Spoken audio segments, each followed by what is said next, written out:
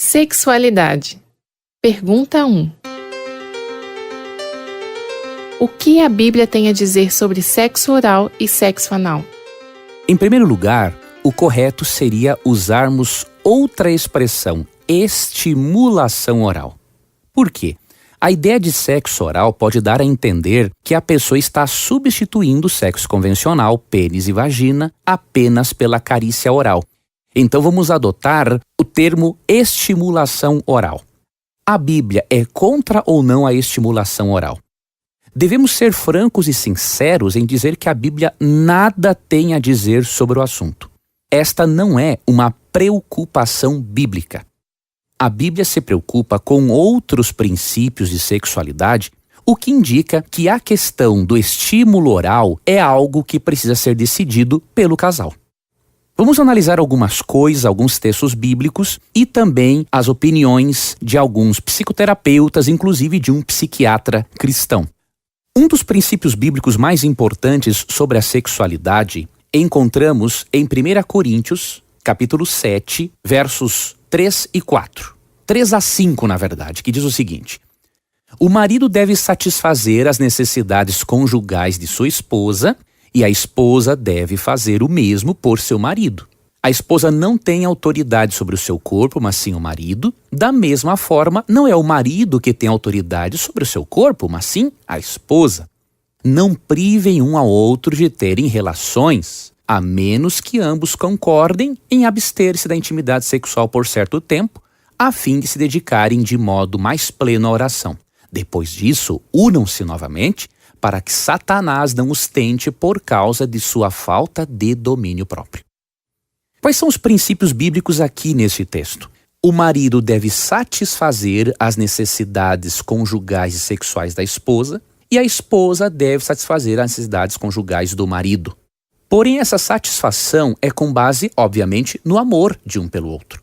O marido não fará coisas com a esposa que tragam dor a ela, ou que proporcionem a ela um sentimento de inferioridade, e a esposa não fará algo com o marido que ela não gostaria que fizessem com ela também. E outro princípio é do verso 5, não se privem um ao outro, porque um casal com uma vida sexual insatisfatória, com certeza está abrindo uma brecha muito grande para um adultério. Com base nisso, o casal deve conversar a respeito da estimulação oral ou não. Há um pensamento que diz assim: em time que está ganhando não se mexe. Em relação à sexualidade é muito parecido no casamento. Se você é feliz tendo a estimulação oral como uma preliminar para depois a atividade sexual com pênis e vagina, obviamente você não está errando por isso. E se você prefere não ter e é satisfeito sem isso, você também não está errando por isso, porque a Bíblia não fala sobre o assunto de forma aberta, indicando o quê? Que Deus respeita a decisão de cada casal. O que psicólogos cristãos têm a dizer sobre o assunto? Você vai encontrar na literatura pessoas que concordam e pessoas que discordam. Os que discordam alegam, entre outras coisas, que os tecidos da boca não resistem às bactérias presentes nos órgãos genitais. Eu vou apresentar a opinião das pessoas que concordam, porque é a opinião majoritária e porque as obras que eu selecionei e que eu li a respeito do assunto, eu percebi que esta opinião desses profissionais é a mais equilibrada, a mais correta. Primeiro, o Dr. Douglas Rosno, no seu livro Celebração do Sexo, ele tem uma opinião muito equilibrada. Ele diz o seguinte: da mesma forma que o beijo e as carícias com a boca trazem uma excitação erótica e um sentimento de íntima união, a estimulação oral das áreas genitais pode gerar um sentimento de confiança mútua e ser extremamente excitante para os cônjuges. E este psiquiatra continua: lembre-se de que a Bíblia silencia sobre o sexo oral. Isso não quer dizer que o sexo oral é certo ou errado. Como cônjuges, vocês terão de pesquisar e orar a respeito de certos comportamentos e, de comum acordo e em paz com sua fé, escolher o que pode ser incluído em seu repertório sexual. E na página 185 ele continua, no seu livro Celebração do Sexo: nunca faça o seu cônjuge sentir-se culpado ou inibido por não se sentir confortável e à vontade ao permitir determinado comportamento. O objetivo primordial é que o sexo seja descontraído, amorosamente agregador e criativamente diversificado. Então esta é a opinião de um psiquiatra cristão.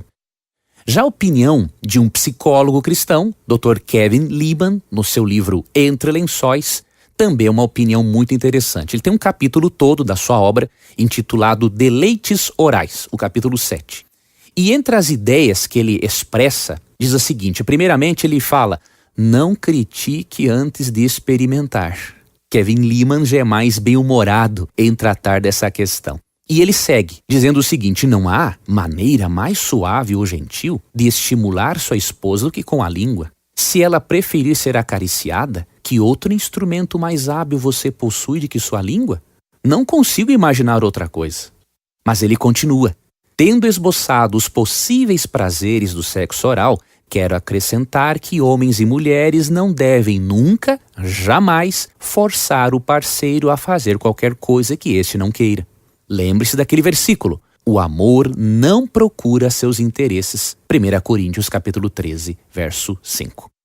Com certeza, essas opiniões de especialistas e, inclusive, o texto bíblico de 1 Coríntios 7, 3 a 5, que fala da satisfação sexual, vão ajudar você e seu cônjuge a tomarem a melhor decisão que melhor atenda às necessidades sexuais de vocês.